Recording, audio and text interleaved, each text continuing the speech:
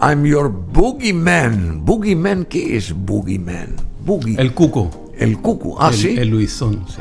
El Luisón, boogeyman sí, es. Sí. Por primera bueno, vez. El Luisón es un ejemplo, ¿verdad? Pero, ¿Y cuál puede ser otro? Es el hombre de la bolsa, digamos. El hombre de la bolsa. Sí. Como sí, pero no tiene nada que ver con Santa Claus.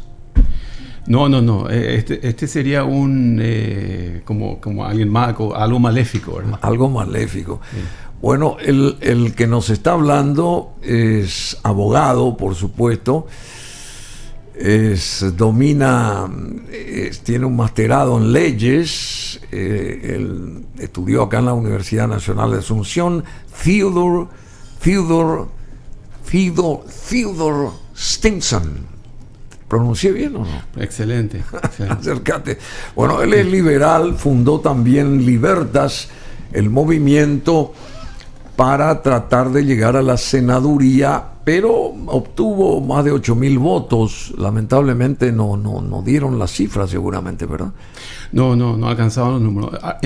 Hicimos, yo creo, un trabajo bastante interesante, porque en 3 meses creamos un movimiento, creamos una lista bastante diversa y creamos una propuesta legislativa e hicimos una campaña. Y le ganamos a otros movimientos que tienen más de 10 años de trabajo. Sí. Y para los números que logramos, creo que es la primera vez que hacemos esto y está bien. 8,000 sí. Es mucha sí. gente. Y no gastamos un peso, o sea, nada, absolutamente. O sea, que acá nadie terminó con deuda, terminamos muy felices todos de la experiencia. Y la idea era terminar como mejores personas y creo que ese objetivo se logró. Y electoral vamos a seguir insistiendo, ¿verdad? Hay muchos desafíos que se vienen, así que vamos a estar... Pero Libertas continúa. El movimiento, sí. El movimiento, ¿verdad? Bueno, Theodore Stimson es abogado, egresado de la Universidad Nacional de Asunción en 1993 y se recibió de máster en leyes en The Law School of la Universidad de Chicago, the University of Chicago, cursos de instituciones y técnicas tributarias, centro de estudios fiscales, integrantes del estudio jurídico Boga y Olmedo. Ahí trabajas, del International Bar Association. ¿Así? ¿Trabajas ahí? No, bueno, ese estudio actualmente hubo una decisión entre los dos socios fundadores y yo hace 10 años que ya no trabajo en esa firma. ¿Pero formaste parte alguna vez? Sí, más de 20 años. Sí, más de 20 años. Colegio de Abogados del Paraguay también formó parte de Paraguayan American Chamber of Commerce, árbitro del Centro de Arbitraje y Mediación Paraguay de la Cámara Nacional de Comercio y Servicios de Paraguay y sabe mucho Theodore Stimson, que es joven. ¿Cuántos años tiene? 55. Un pibe. Su madre es de apellido Sarkis, que nació en Encarnación, y él nació acá también, por supuesto, y tiene un nombre así muy anglosajón, porque su padre, que vive todavía, es sociólogo. Educador. Y educador. Sí. Bueno, ¿cómo viste las elecciones estas últimas? Así, más allá de que los números no alcanzaron para que ingreses vos como senador, en líneas genéricas, ¿qué te pareció lo que fueron las internas? Y el sistema yo creo que tiene algunos problemas de integridad que corregir, ¿Como que cuáles, pueden ser por ejemplo? mejorados. ¿Cuáles? Y ¿Es muy complicado? Es complicado. Recibimos algunos reportes de que había mucha asistencia en el cuarto oscuro. Había mucha asistencia. Sí, o sea, personas, o sea, asistencia, que es un delito electoral, gente que entraba al cuarto oscuro con otras personas con la excusa de que no se entendía muy bien el sistema y que resultaba un poco sospechoso, ¿verdad? Y algunos apoderados nuestros estuvieron un poco impotentes porque trataban de frenar, especialmente a la hora de la final del Mundial de Fútbol. Entraban muchas personas de a dos al cuarto oscuro y se hacían muchas protestas y no había una respuesta de las autoridades que estaban a cargo local en tiempo real. Y ahí se cargaron supuestamente urnas. No sé, nosotros no... tenemos que basarnos en las denuncias y en las pruebas que existan. Hay algunas cosas que llaman la atención, algunas inconsistencias, pero en general es una elección como hubieron otras antes. Entonces yo creo que hay que seguir trabajando en el sistema de la integridad, en hacer más íntegro el sistema. Y bueno, eso. Pero por el momento hay algunos reportes que son negativos, algunas cosas que llaman la atención, algunos candidatos que no... ¿Y esto que denunció Nakayama, vos estás de acuerdo con eso? Estamos observando cómo se desarrolla eso. Bueno, ayer se rechazó por extemporáneo ese pedido de nulidad. Así que... Se rechazó porque son todos de Efraín Alegre los que rechazaron. También. Bueno, es el Tribunal Electoral, el Tribunal Electoral Independiente. Yo creo que también son todos ahí efrainistas los que están ahí. Y obviamente si se le aprieta ahí el zapato, entonces van a rechazar. Bueno, la Constitución garantiza que los tribunales, cualquiera sean electorales, criminales, civiles, laborales, lo que sea, o sea, toda persona tiene derecho a un debido proceso. Y parte del debido proceso es que los tribunales sean imparciales y objetivos. Y si este tribunal tiene problemas de objetividad, obviamente que el debido proceso no fue respetado. Cuesta mucho ser imparcial. Ahora, hay que recusar, si esa es la situación, hay que recusar entonces a los miembros por estas causales que vos estás indicando. No que yo indico, yo estoy leyendo nomás y escuchando lo que dice la gente. Bueno, si las informaciones indican que este Tribunal Electoral Independiente no es independiente porque tienen conflictos de intereses con el presidente del partido, entonces hay que hacer las recusaciones correspondientes. Si no se hicieron las recusaciones, entonces hay que estar a lo determinado por el tribunal. ¿Cómo se logra el debido proceso tenemos que hacerlo, tiene que hacer ambas partes, ¿verdad? Tanto el órgano juzgador como quienes promueven las acciones. Hay una responsabilidad compartida. Entonces, si uno tiene dudas sobre la independencia de cualquier tribunal, uno tiene que hacer las recusaciones. O a recurrir a otras instancias y apelar. Entonces... Decime, Theodore, decime, ¿cómo es la cuestión esta de la imparcialidad? ¿Uno puede lograr esa imparcialidad en este tipo de procesos electorales? Los que están ahí a cargo del TEI, qué sé yo, ese tipo de cosas. Y es un desafío. ¿Cómo esa gente arriba una imparcialidad? Claro, es un desafío porque en un partido político todos militan en algún movimiento y tienen sus simpatías hacia algunos de los líderes partidarios. Por eso. Entonces, lo ideal sería que en estos casos los tribunales traten de buscar personas íntegras y que sean representativas. Busca un equilibrio de poder, de manera a que, como hay 3 integrantes del tribunal, sean representativos de diferentes movimientos, pero no solamente representativos de los diferentes movimientos, sino que personalmente tengan las calificaciones de integridad que sean que transmitan confiabilidad, es decir, que van a aplicar la Constitución, el estatuto partidario, la ley electoral, independientemente a las presiones que puedan recibir. Bueno, el campo que también domina acá el doctor Theodore Stimson es Itaipú. ¿Desde qué arista te apasiona lo de Itaipú? Vos estudiaste específicamente, vos manejás todo lo concerniente a Itaipú, porque la pregunta es cuál sería la posición paraguaya respecto a lo que está practicando Brasil ya hace rato, sin escuchar ninguna campana más que la de ellos, ¿verdad? Porque Brasil impone ahí la cuestión, siempre impuso, y Paraguay es como un invitado de piedra en un terreno que debería de sacar sus ventajas en un 50%, y eso no se logra por A, B o Z motivos. ¿Cómo está Paraguay hoy ante este desafío del 2023 para con el Brasil respecto a Itaipú en este caso? Bueno, en primer lugar, la perspectiva que yo tengo es la perspectiva de un abogado.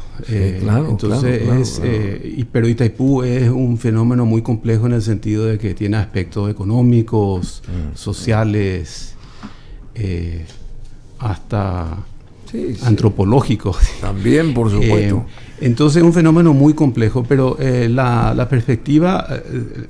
la que yo abordo el tema es desde la perspectiva de un jurista, o pretendo darle esa visión de jurista. Me parece bien. Trabajamos en el Partido Liberal para formalizar una posición de la mesa energética. La mesa energética estaba integrada, por supuesto, por diferentes disciplinas, ingenieros, economistas, políticos, bueno, también... Itaipú, desde luego que es un fenómeno tecnológico, es una maravilla tecnológica, y ahí los ingenieros son muy importantes, pero tiene varios aspectos. Y yo, del aspecto jurídico, que estamos ahora llegando a los 50 años del tratado, hay una cláusula que se está que es la cláusula de revisión del tratado, que establece esta ventana de oportunidad, que a los 50 años las partes revisen el anexo C. Pero como el anexo C tiene disposiciones y normas que están interrelacionadas con otros artículos del cuerpo principal del tratado, en concreto con el artículo 13, entonces el ejercicio debería ser, desde mi punto de vista, no solamente la revisión del anexo C, sino la revisión del tratado. Revisar el tratado. Claro, hay que revisar el tratado. Esa es la sugerencia tuya. Ese es el planteamiento. Pero eso está ahí en el mismo tratado de Itaipú, está a los 50 años se tiene que revisar, etcétera, etcétera. Eso está en el anexo C, y por eso se discutió mucho el tema de si es renegociación o revisión. Bueno, en el derecho internacional... ¿Hay diferencia entre uno y otro término? La renegociación sería la consecuencia de la revisión, esa es la diferencia. La revisión es en derecho internacional, y eso está definido hasta en el diccionario de la Real Academia, el diccionario de la Real Academia Jurídica, porque la Real Academia también tiene un diccionario jurídico, pero también en otros diccionarios jurídicos, y también en la literatura del derecho internacional, y también en otros tratados, como tratados en la Unión Europea. O sea que hay muchos precedentes y derecho consuetudinario, y es importante entender que el derecho internacional se basa mucho sobre la base de la práctica de los estados, y enseguida te voy a explicar por qué es eso. Pero revisar un tratado significa justamente alterarlo para ajustarlo a las circunstancias actuales o a los principios de derecho internacional, como es uno de los principios básicos, es el de la igualdad de los estados.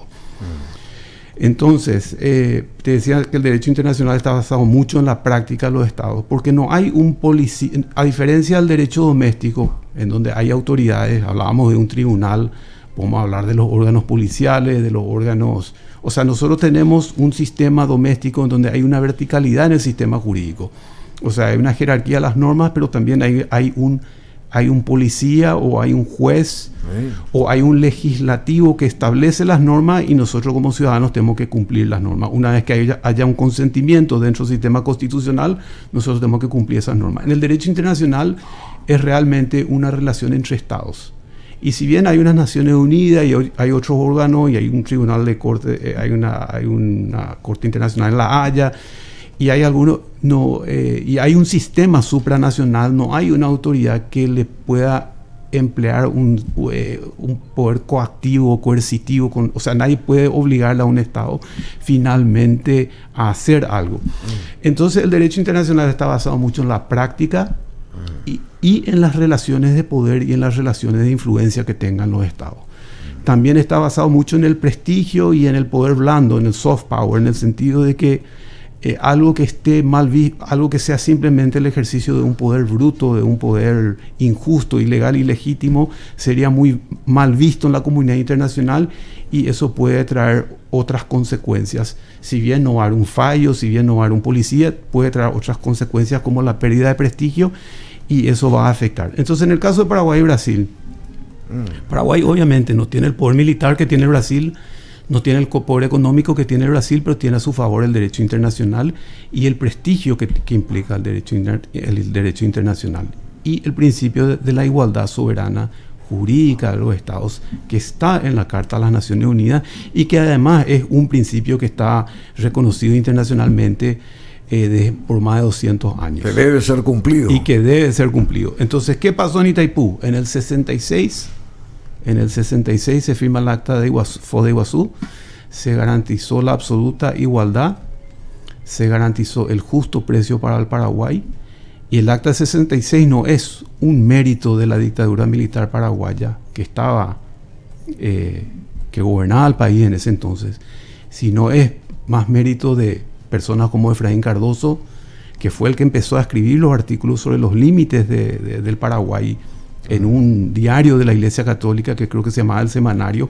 Ni siquiera los medios hegemónicos los medios hegemónicos de comunicación de ese entonces tradicionales le dieron espacio a Efraín Cardoso, le dio la Iglesia Católica, y la sociedad civil, los estudiantes, las protestas que empujaron al régimen, a la dictadura militar a tomar una posición.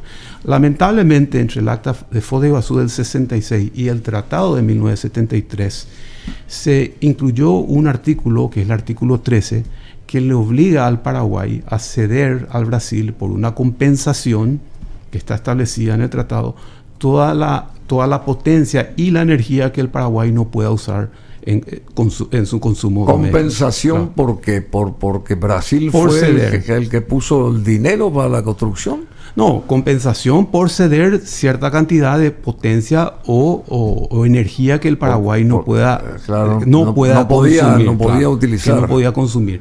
Por un lado tiene una ventaja, pero por otro lado tiene una desventaja en el sentido de que, me preguntaba la perspectiva jurídica y de lo que nos conviene a nosotros dentro de nuestro relacionamiento asimétrico con el Brasil, que nosotros siempre tenemos que tratar de pedir igualdad, pero sobre todo tomar control sobre nuestros recursos naturales. Asimétrico, esa era la palabra que hace rato quería utilizar para el Mercosur también, porque claro, Uruguay y Paraguay son asimétricos respecto a Brasil y Argentina en el Mercosur. Bueno, simetría es que haya una paridad de relación de fuerzas.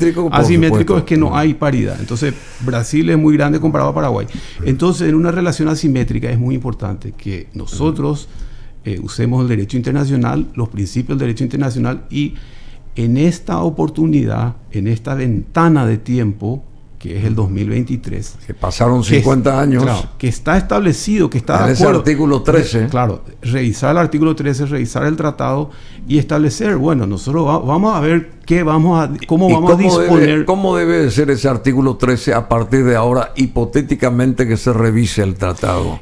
Y el artículo 13 tiene que ser coherente con la propia parte introductoria al tratado, que establece que hay una división igual de los recursos hidráulicos del Alto Paraná, del río Paraná.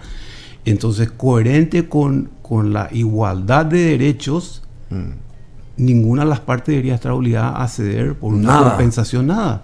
Claro. Entonces, tiene que tener en este momento... Ese artículo tiene que sí o sí modificarse. Tiene que tener consistencia interna con la realidad. Y la realidad es que esos recursos naturales son nuestros en igualdad de derechos con el Brasil. En este momento hay una inconsistencia ahí, porque no es justo que nosotros estemos obligados a ceder algo que es nuestro. Entonces, nosotros deberíamos poder tomar control de eso, colocar en el mercado de Brasil o colocar en otro mercado. Energía, ¿verdad? Sí, de la potencia o de la energía. La potencia es lo que se contrata de antemano, y la energía es lo que puede surgir estacionalmente. ¿Y de quién depende hacer hincapié en esta transformación, en este arreglo de ese artículo? ¿Del Ejecutivo nuestro? ¿O de quién depende eso? Fundamentalmente el Ejecutivo. ¿Y el Ejecutivo está en otra cosa o no aborda el tema? ¿Qué pasa? El soberano antes era creo que esto ayuda un poco a entender por qué el Ejecutivo, ¿verdad? El soberano antes era el rey, y la soberanía residía en el rey. ¿Sí? Y el soberano era el que tenía el manejo en el sistema absolutista y monárquico. El soberano tenía el manejo de las relaciones internacionales. El manejo él declaraba la guerra, le llevaba a su pueblo a la guerra o firmaba la paz. Cuando viene la revolución liberal, la revolución francesa, norteamericana, y se pasa de un sistema en donde la soberanía residía en el monarca y se pasa a un sistema en que la soberanía reside en el pueblo, sí, el poder ejecutivo queda como le sucede de cierta forma algunas de las prerrogativas que tenía el monarca. Entonces él maneja las relaciones internacionales, pero no es el soberano es el pueblo. Siempre el pueblo. Claro, siempre el pueblo. O sea, bueno, a partir de las revoluciones pero acá liberales, se confunden los roles. Los que están allá arriba en el Palacio de López se creen que ellos son los dueños, son los reyes, claro. Luis XVI y compañía Vela. Entonces, el liderazgo de las relaciones internacionales por Constitución Nacional la tiene el Poder Ejecutivo, pero eso después tiene que ratificar el pueblo que está representado en el Congreso. O sea, el pueblo, al mismo tiempo, la población depende de que los representantes, tanto en el Senado como en la Cámara de Diputados, hagan lo que tienen que hacer para defender los intereses nacionales. Bueno, doctor Stimson, esto que está Brasil queriendo bajar justamente el costo de la energía y Paraguay quiere mantenerla o hace caso omiso de lo que dice Brasil, ¿cómo se entiende? Porque ambos países tienen que ponerse de acuerdo para operar en consecuencia y respetar ese famoso tratado que está cumpliendo ahora 50 años. ¿A qué términos se va a llegar por parte de Paraguay? ¿Va a tener que ceder Paraguay, o sea, plegarse a lo que dice Brasil, que está sosteniendo Brasil, eso desde ya, ¿verdad? Ya ni le consultó a Paraguay, sigue nomás ya su curso Brasil. ¿Cómo sería la posición nuestra? Porque eso es lo que la gente quiere realmente saber y entender, que nadie entiende. Sí. Por eso te estoy consultando. En primer lugar, hay que entender de que hay diferentes sistemas tarifarios cuando se trata de prestar un servicio. Porque Itaipú lo que presta un servicio. El sector, la industria eléctrica está dividido en generación, transmisión, distribución y consumo.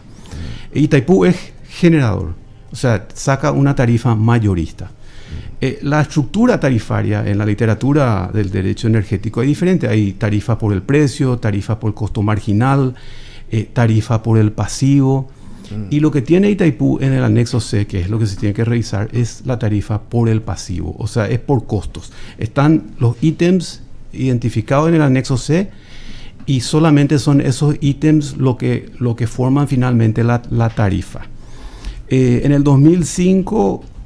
Itaipú cambió un poco su misión y se firmó una nota reversal y se incluyó el tema de la responsabilidad social y ambiental. Entonces, dentro de la estructura tarifaria se incluyeron los gastos sociales, que finalmente es lo que se derrama dentro de la política local, ¿verdad? Entonces, no es, hay que entender que una falacia cuando se dice que Paraguay, que Brasil va a definir unilateralmente o sin... No es así. No es así, porque esto ya está, porque el acuerdo ya nace cuando se firma el tratado de cuál tiene que ser la tarifa. La tarifa es una tarifa por el pasivo. Ahora, Brasil está aplicando eso, claro, lo que dice el tratado. Pero es un ejercicio mecánico, no hay ninguna... O sea, si uno tiene los costos, va a saber cuál es la tarifa. O sea, la tarifa es la consecuencia de los costos. Ahí no hay... entonces, si se supiese cuáles son los costos, se sabe cuál es la tarifa. No es que Paraguay, ¿por qué no se pliega a eso? Pero Paraguay... Y a mí me parece que esa sería la pregunta. Sí, bueno, en primer lugar, Paraguay tiene que cumplir el derecho internacional porque es un mejor aliado en la revisión del tratado. Ahora, el Paraguay no puede extorsionarle al Brasil y decir yo no voy a prestar mi consentimiento, porque eso violaría un principio básico del derecho internacional, que es cumplir los tratados de buena fe. Eso es de mala fe. Por otro lado, hay intereses. Acá hay un tema de quiénes son los o sea, nosotros hablamos Brasil y Paraguay como dos cajas negras, ¿verdad? O como dos cajas simplemente. Brasil y Paraguay. No es tan fácil como Brasil y Paraguay. Ahí hay interlocutores que es Itaipú, la ANDE, la que le sucedió a A Electrobras. La que le sucedió a Electrobras. Hay no sé cómo se llama, pero... Enparo. Hay otros intereses creados. O sea, hay muchos actores e interlocutores. Acá muchos de lo que hablan de que Paraguay tiene que mantener la tarifa o incluir la tarifa, hablan de muchas veces desde el punto de vista de la ANDE. Pero la ANDE es una empresa estatal que no es un fin en sí mismo. El fin es el consumidor. El fin es el tesoro paraguayo. O sea, el fin es la riqueza paraguaya, no un ente estatal como la ANDE.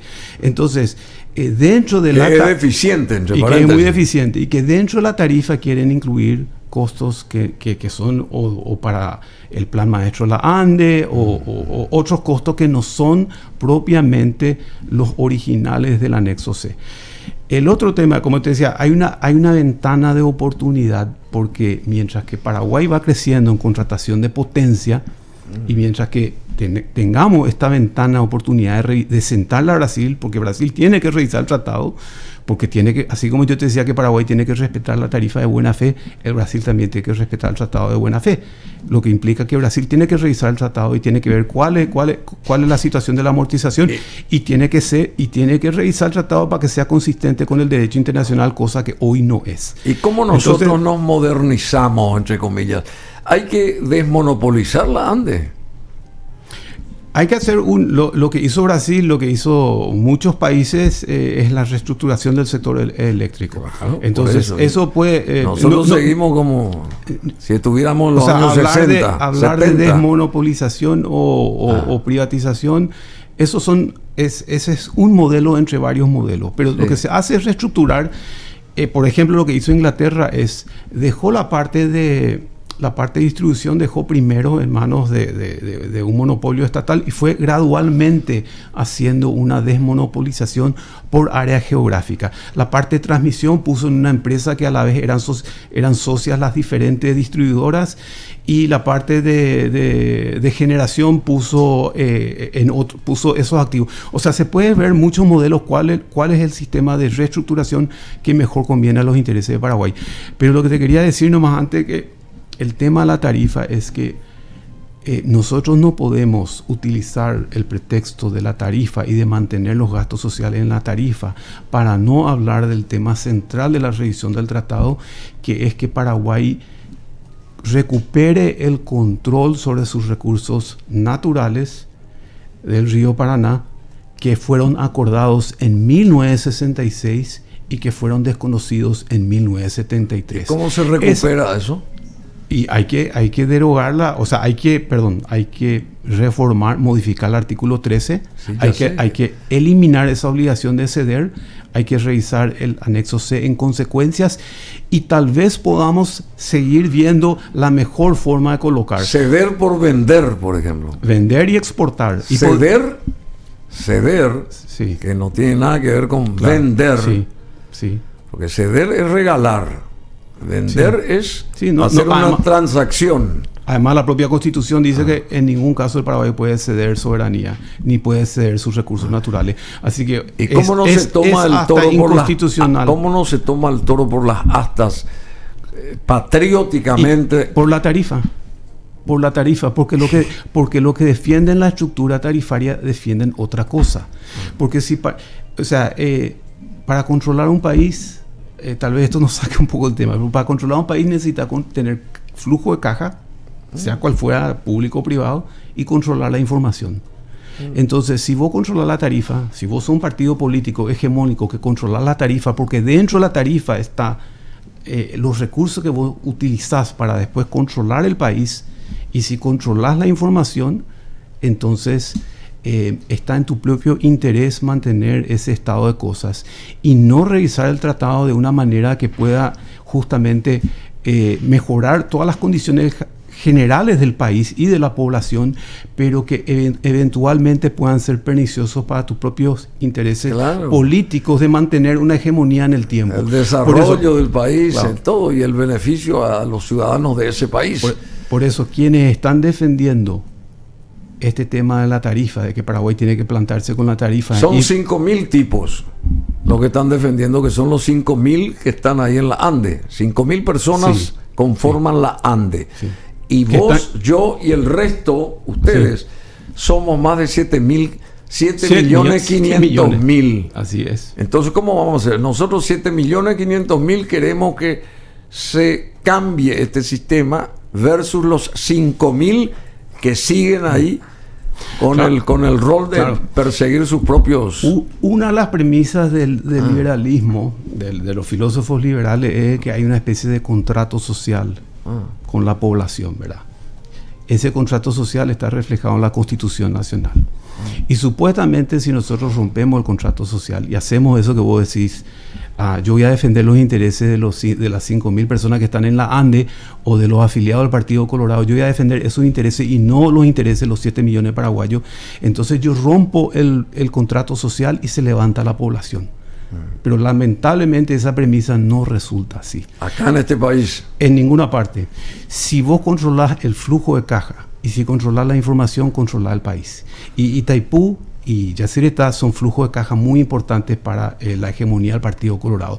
Por eso que ellos van a defender una tarifa en la que puedan incluir todos estos gastos sociales, porque eso se derrama en la política. No van a defender revisar el tratado, alterar la situación con Brasil, porque Brasil y Argentina son socios en esa hegemonía, porque le conviene. No está en su interés revisar el tratado. O sea que hay que quedarse en el molde. ¿Para qué estamos hablando nosotros? Y bueno, pero ¿por qué estamos hablando? Porque... ¿Por qué estamos tocando este tema? Digo, sí, pues, quiere decir que no se va a resolver nunca. No, porque uno simplemente no puede quedarse con lo que los factores externos te imponen. Tenés que... En lo que te define como ser humano y como ciudadano es no lo que heredaste o lo que te impone la realidad objetiva, sino la forma en la que uno responde. Y los que están defendiendo este tema de mantener la tarifa para la hegemonía del Partido Colorado, lo que están defendiendo es simplemente administrar realidades del presente y mantener un estado de cosas. No están haciendo una propuesta para el futuro. Nosotros vamos a decir, 7 años vamos a quedarnos sin energía. Acá unos políticos dicen podemos estar mejor, pero no explican cómo podemos estar mejor.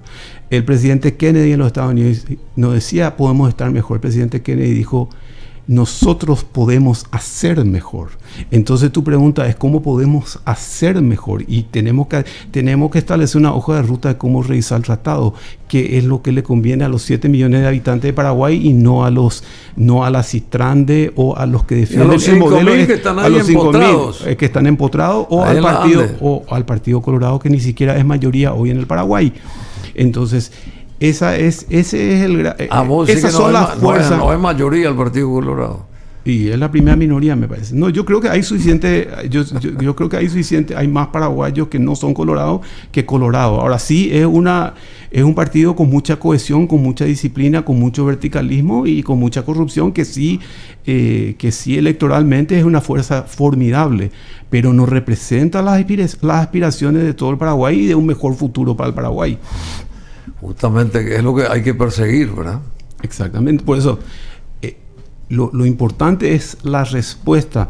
Los que están hablando de la tarifa y de mantener esa tarifa en el tiempo para mantener un flujo de caja para controlar el país, están administrando realidades del presente para mantener ellos esa hegemonía, pero no están proponiendo un mejor mañana, no están imaginando un mejor país, un mejor futuro para el Paraguay, a mi criterio. Sostener el status quo, entonces. Así mismo. Sostener la tarifa, que es el status quo, y no hablar de, vamos a utilizar esa menor tarifa, vamos a pelear por la igualdad con el Brasil y vamos a ver cómo podemos colocar eso. Pero no solamente... para que la factura de la ANDE disminuya. También. Es otro aspecto. Para que yo no paguemos en exceso. Paguemos mucho menos. Claro. Bueno, ¿te gusta el lechón? ¿Vas a comer algo de... ¿Qué vas a comer el 20... A ver...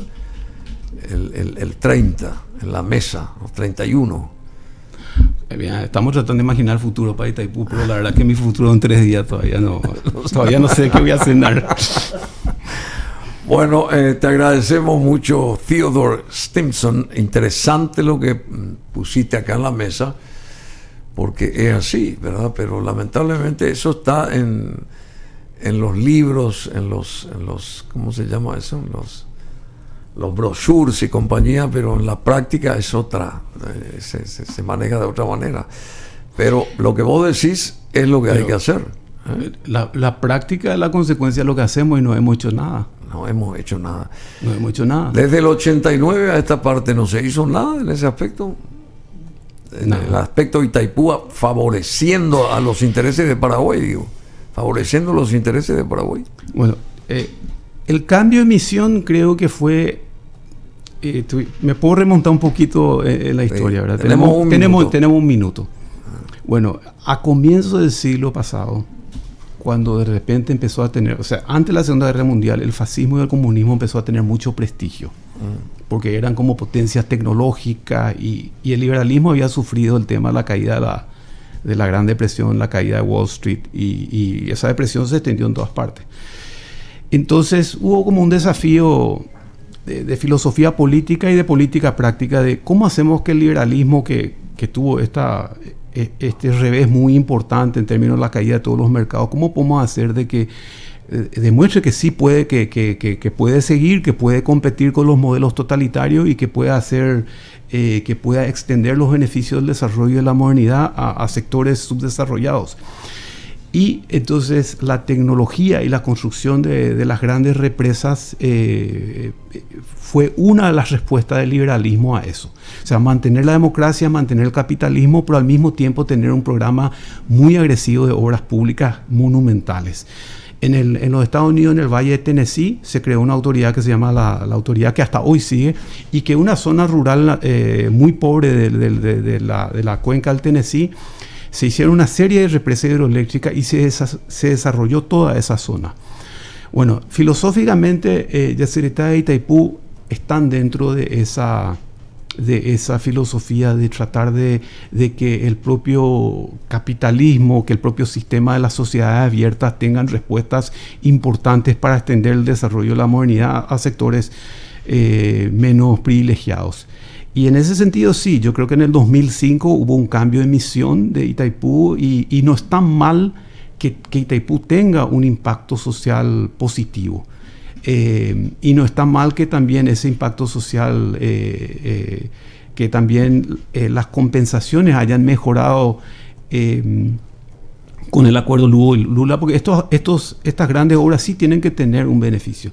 Lo que no tienen que hacer es ser el flujo de caja de un solo partido, no tienen que alimentar la corrupción y no tienen que y estos cambios de misión y el acuerdo Lugo no tienen que ser el pretexto para que el Paraguay no pida un principio de derecho internacional básico, que es la igualdad jurídica soberana ante el Brasil. Y tampoco esta discusión sobre la tarifa, que es una distracción, es una falacia y es simplemente tratar de asegurar que la estructura tarifaria de Itaipú permanezca en el tiempo para seguir utilizando ese flujo de caja y no hablar de lo más importante, que es la igualdad soberana de Paraguay en Itaipú. Muy interesante, muy interesante, muy interesante. Y se puede, Bruno, se puede. Si nosotros tuviésemos los consultores apropiados, los asesores en derecho internacional apropiados, incluso en el propio Sao Paulo, los que hicieron la reestructuración del sector eléctrico de Brasil, porque Brasil hizo su claro. Liberó el mercado, hay un mercado regulado, libre, hay por diferentes mercados. La liberación de la ANDE, ¿cómo podemos desmonopolizar eso? Y se llama la reestructuración del sector eléctrico. Eso se tiene que hacer, eso va a ser positivo para Paraguay. Podemos separar, pasamos los activos de transmisión a una sociedad que tiene que tener su rentabilidad propia por transmitir la energía, tiene que extender la red de transmisión, pasamos distribución por área geográfica, creamos diferentes. Lo que se hizo en Inglaterra era separar distribución, o sea, tener la ANDE de Inglaterra pasó a ser la ANDE, por ejemplo, del sur de Paraguay, del este, del oeste, y después gradualmente generar competencia entre sí. Vos tenés que ser el nuevo Enzo de Bernardi del siglo XXI, al frente de todo el sistema. En serio te digo. Sí. Después de esta brillante exposición y de lo que sabes y de lo que podés poner y podés cristalizar, vos tendrías que ser la cabeza de todo este sistema de transformación energética acá en el país. Lo desafortunado es que hay muchos talentos humanos en el Paraguay Hay mucho talento humano y hay muchos recursos internacionales que no se usan. Bueno, Theodore Stimson, muchas gracias. A vos, un honor. Feliz año nuevo. Y feliz año nuevo. Excelente. Vas a pasar con tu padre, ¿verdad? Sí, con tu padre. Con la familia. Con la familia. Bueno, muchas gracias y vamos.